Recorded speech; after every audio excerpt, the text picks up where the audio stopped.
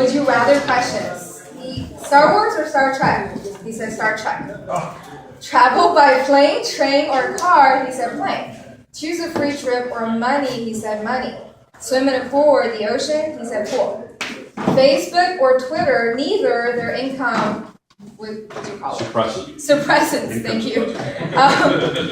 What he didn't know is that all these questions were a personality test.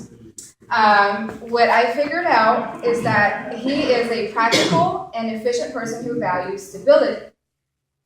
If you want to find out how I figured that out, ask me after the meeting. But his personality is perfect for his trade in computer repairs. Practical, efficient, stable, I give you Lee Martin. Thank you, Dee. All right, so I was talking about college students and how that's a trend for the future. And so I thought I'd give you a little bit of a history of computer stuff, starting with Windows, and then move on to a little bit of what's going on in the future. This is a list that shows all the different Windows releases, starting with Windows 1 back in 1985. And then probably the one that most of you first started using if you were around in office at this time in the 90s was Windows 3.0. That was the one where it was just all the square boxes. And we move all the way down the list to the current one, which came out just 17 months ago, Windows 8.1. And that one has been met with a lot of mixed reviews, mostly negative. So, what logically comes after Windows 8? Or 8.1? 9. 8.2. Windows 10. Right. Yeah, that's the next window. It's due to come out this summer. They're still making changes to it. So I'm going to tell you what I know about it so far. I've done some research on, they've released several different beta versions and they have it out with testers.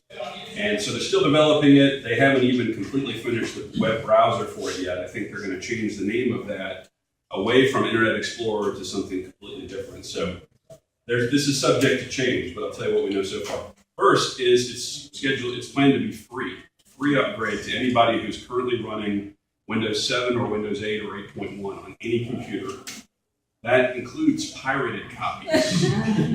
So if there are computers out there with an illegitimate copy of Windows 7 or Windows 8, you'll be able to upgrade to Windows 10 and be legitimate.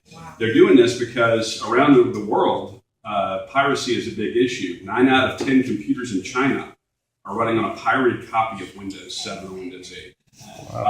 And it's very similar around the world. In the United States, not such a big deal around the world. And I think they're trying to get those people into the fold and get them legitimate. And they'll probably find some way to hook them in from that point forward and make money off of them. Not that Microsoft is hurt. All right, so how's it going to be different from Windows 8? This is Windows 8 screen right here that you see. This little thing over on the side here is called the Charms menu, and there's a certain way that you got to manipulate the mouse or your finger on the screen to get that menu to pop out. It's just weird and clunky. Everyone universally hates it. So they're getting rid of that, definitely. They also took away, in Windows 8, they took away the very popular Start menu, which was a little button you click over here and the menu pops up. And they came up with this weird Start screen. Well, now in Windows 10, this is a screenshot of Windows 10, they're bringing back the Start menu. And they've kind of merged it with their weird screen, which probably will eventually go away. Because everyone just loves the Start menu. So they're bringing that back. People will be very happy about that. They've also improved the way that you switch between tasks. In Windows 8, the little thing that you do to switch between tasks is sort of like flipping through pages of a magazine. And it's hard to see where you're going. You got to scroll through all of them to find the next one.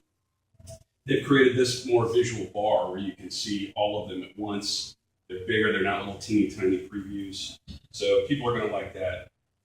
That's an improvement on one of the problems that they've had with Windows 8.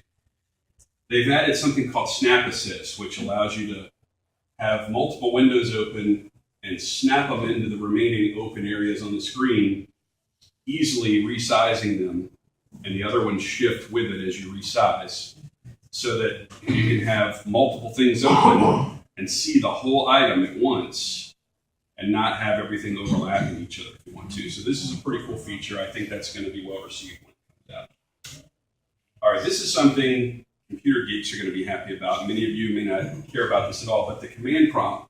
For all of eternity, the command prompt where people who are doing computer repairs or a diagnosis on a computer go, it doesn't have a copy and paste feature. So anytime you want to type a long, complicated command in, you've got to type every single character. And if you want to copy it and paste it again and change something just slightly, you can't. You got to type the whole thing again. They've added, finally, copy and paste to the command prompt. So that's going to make my job even easier. None of you probably care about that whatsoever. The fee's good. The fee's good.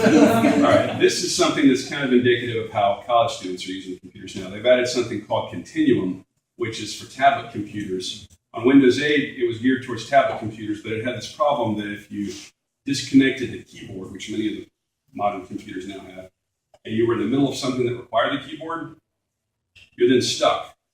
You can't. It's not easy to get out of it and go from not having a keyboard to suddenly, or go from having a keyboard to suddenly not having a keyboard. Continuum now is going to compensate for that. It adds some features that allow you to just be right in the middle of using the keyboard, suddenly disconnect, and move on seamlessly. So that's a feature that's going to be geared towards the college students and folks who are using it differently. Also, they're adding a lot of apps now that are universal, that will go from a phone to a tablet to a full-size computer. That it's the same app on all devices with all the same functionality across the board. So you can be using it on your computer, send the file to yourself in the cloud, go to your phone and do the same stuff. Those apps now also are going to be in the desktop environment instead of off in this weird other environment that they created in Windows 8. So people are very comfortable with the desktop. They've been using it their whole lives. And when you feel like you're in the desktop, you feel like you're home on the computer. But that other weird user interface environment they created was throwing people off. Mainly, the final big thing is that on work computers, they've created a firewall between personal data and corporate data. So they realize that at work, people are using Facebook and Twitter, and they're doing personal things on the work computers. There's now a firewall in there that will separate those two so that people's personal data doesn't get intermingled with their work data. That's a big selling point for businesses because businesses are really trying to figure out a way to lock down the computers and keep people from doing these things. This is going to help keep everything separate. It's going to protect individuals. It's going to protect business. They're really pushing towards business. That's Windows 10. Thanks. Thank you. Now, most of us know